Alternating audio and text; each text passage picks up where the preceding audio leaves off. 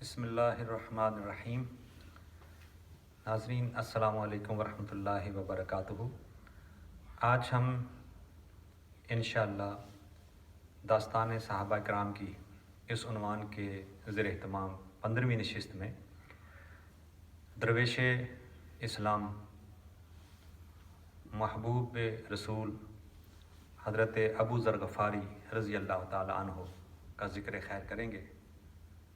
حضرت ابو ذر غفاری رضی اللہ تعالیٰ عنہ کی داستان بڑی خوبصورت داستان ہے۔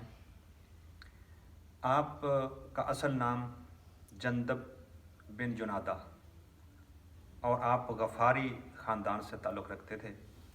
یہ خاندان مدینے سے شام کی طرف، مدینہ طیبہ کے قریب ہی لیکن شام کے راستے پر واقع تھا، اور قریش کے اکثر و بیشتر قافلے ان کے گھر یا ان کے علاقے یا ان کے گاؤں کے قریب سے گزرتے تھے۔ جب وہ مدینے سے ہو کر جاتے شام کی طرف تو ان کے گھر کے قریب سے گزرتے، اور ان کے خاندان اور قبیلے کا جو گزر بسر ہے وہ بھی انہی قافلوں کے حوالے سے ہوتا کہ جو قافلے وہاں پر رکتے تو وہ قافلوں کی خدمت کرتے یا کوئی تجارت کرتے قافلے وہاں پر، تو اس طرح ان کے خاندان کا گزر بسر چلتا تھا۔ اور اگر ان کو کوئی منافع نہیں ہوتا تھا تو ان کا خاندان قافلوں کو لوٹ بھی لیتا تھا۔ تو یہ ان کے خاندان کا ترہ امتیاز تھا۔ لیکن یہ حضرت ابو ذر غفاری کی ذات اس دور میں بھی ایسی ذات تھی کہ جن کو بتوں سے چڑ تھی اور بتوں سے نفرت تھی، اور یہ سمجھتے تھے کہ یہ لوگ جن بتوں کی پوجا کرتے ہیں یہ بت ان کو کچھ نہیں دے سکتے۔ تو ان کا دل بتوں سے نفرت کرتا تھا، اور جو بھی ان کا قبیلہ اور خاندان اور لوگ عرب کے جو کرتے تھے یہ ان سے متفق نہیں تھے۔ یہ اللہ کا کرم تھا ان پر پہلے ہی کہ یہ کفر سے اور بتوں سے ان کا عقیدہ، ان کا دل، ان کا نظریہ پاک تھا۔ اور یہ اس انتظار میں تھے، انہوں نے کسی سے سنا ہوا تھا کہ اللہ کا آخر الزمان نبی اسی ہمارے علاقے میں آئے گا، اور یہ انتظار میں تھے کہ کب وہ اناؤنسمنٹ ہو، کب اعلان ہو اور یہ ان کا کلمہ پڑھ کے مسلمان ہو جائیں۔ تو دیکھیں اللہ تعالیٰ جن پر کرم فرماتا ہے، کچھ لوگ ایسے ہیں جو اعلان نبوت سن کر سال ہر سال انہوں نے مخالفت کی، اور یہ ایسے خوش نصیب ہیں کہ جو اعلان بھی نہیں ہوا لیکن اس آنے والے نبی کا انتظار کر رہے ہیں۔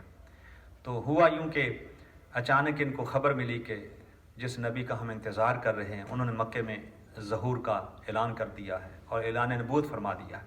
تو یہ بڑے خوش ہوئے کہ چلو ہماری مراد پوری ہونے کو آ رہی ہے۔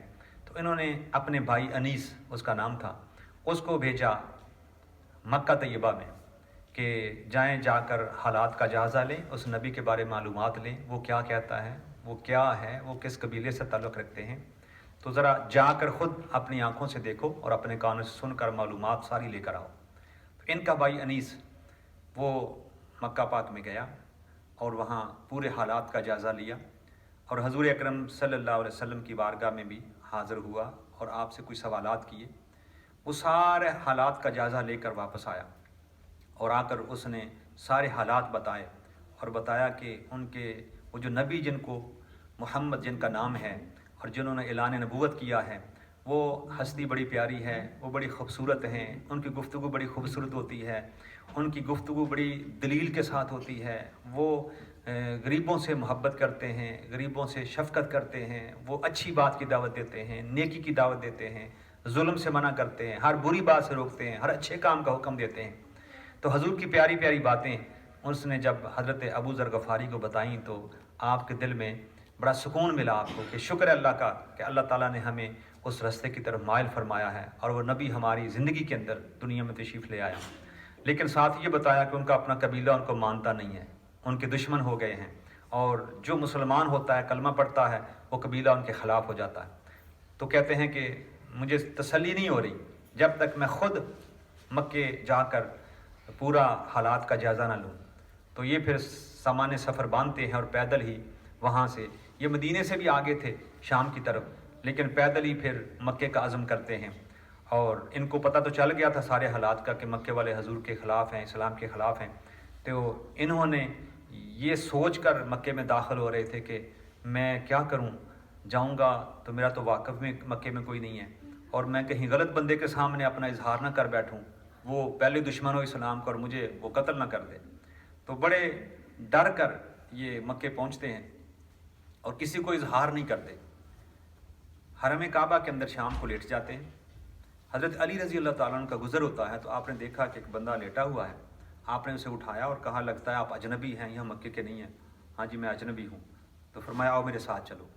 حضرت علی گھر لے گئے، رات اس کی خدمت کی اور اس کو خوب کھلایا پلایا، باتیں کی، لیکن اس سے یہ نہیں پوچھا کہ آپ مکے میں کیوں آئے۔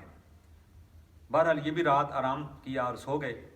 صبح وہاں سے نکل آئے اور پھر پھرتے رہے مکے میں اور حالات کا جائزہ لیتے رہے اور لوگوں سے باتیں کرتے رہے۔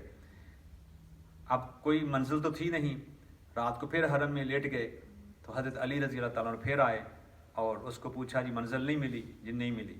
پھر ساتھ لے گئے۔ حضرت علی نے رات پھر اس کی خدمت کی، حضرت ابو ذر غفاری کی، لیکن پھر نہیں پوچھا۔ یہ مہمان نوازی تھی نا، آپ کیوں آئے ہیں، کدھر آئے ہیں، خود نہیں وہ بتا رہے تو میں کیوں پوچھوں، کہیں اس کا دل نہ ٹوٹ جائے۔ تو حضرت علی نے دوسری رات بھی خدمت کی اور صبح چھوڑ دیا۔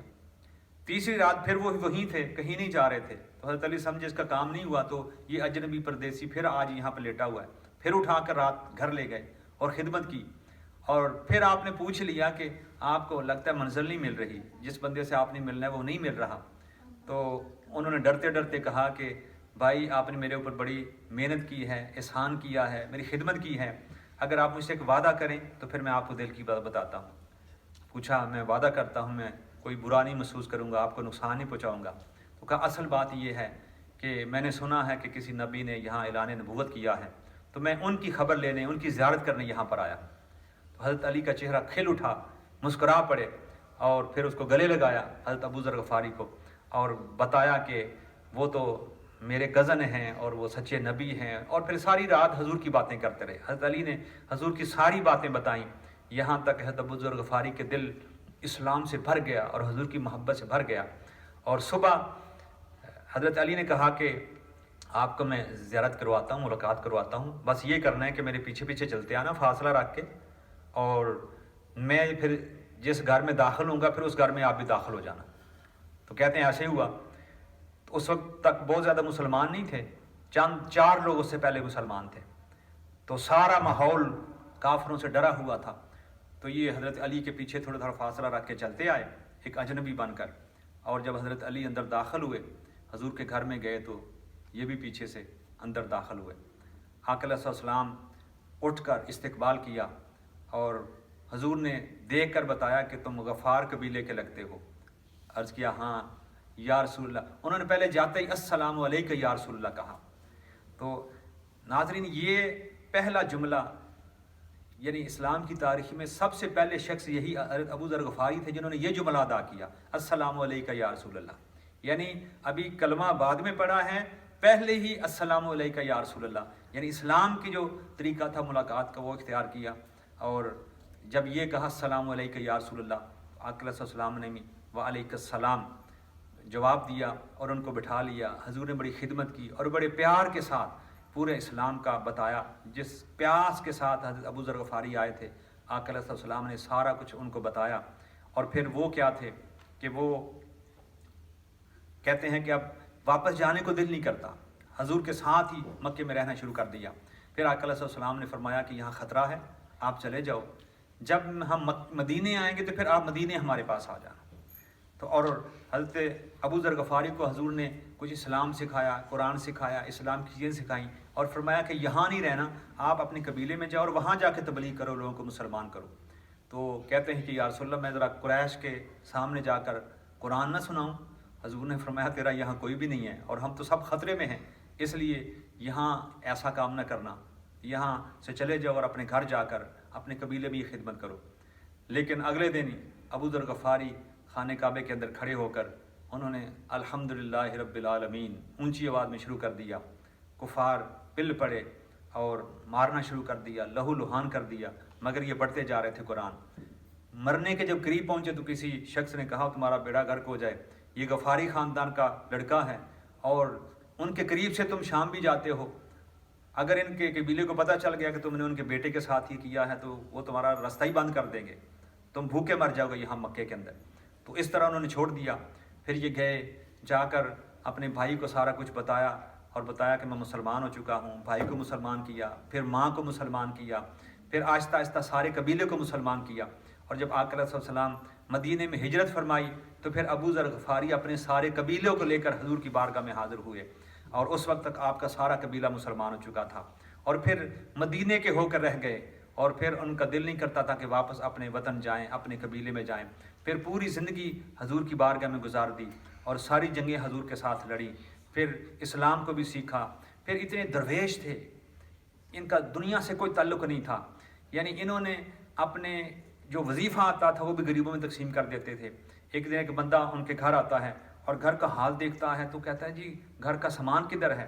آپ کے گھر میں تو کوئی شے نظر نہیں آتی۔ تو کہتے ہیں کہ ہمارا ایک اصلی گھر ہے، ہم ہر چیز وہاں بھیج دیتے ہیں، اچھی اچھی چیزیں وہاں بھیج دیتے ہیں۔ وہ سمجھ گئے کہ ان کا مطلب کیا ہے، اصلی گھر سے مطلب ہے آخرت کا اصلی گھر ہے، یہ ہر اچھی چیز وہاں بھیج دیتے ہیں، مطلب صدقہ کر دیتے ہیں، خیرات کر دیتے ہیں۔ اور پھر کسی نے پوچھا کہ تھوڑا سا سامان تو رکھ لیں، تھوڑا سا سامان تو رکھ لیں، تو فرماتے ہیں کہ اس کا حساب ہوگا اور پھر مجھ سے حساب دیا نہیں جاتا، میرے لیے بہتر ہے کہ میں اس اصلی گھر کی تیاری کروں اور یہاں اپنے اوپر بوجھ نہ ڈالوں۔ تو ساری عمر یہاں انہوں نے جہاد میں گزاری، جو بھی جنگیں ہوتی پھر حضور کے ساتھ لڑے، اور حضور کے بعد حضرت عثمان غنی رضی اللہ تعالیٰ عنہ کے دور تک یہ جنگیں لڑتے رہے، اور پھر جنگ میں ہی یہ شہید بھی ہو گئے۔ تو یہ اللہ تعالیٰ ان کی قبروں پر رحمت عطا فرمائے، اللہ ان سے راضی ہوا اور وہ رب سے راضی ہوئے، ہمیں بھی اللہ تعالیٰ ان کی اتباع کرنے کی توفیق عطا فرمائے۔ وما علینا۔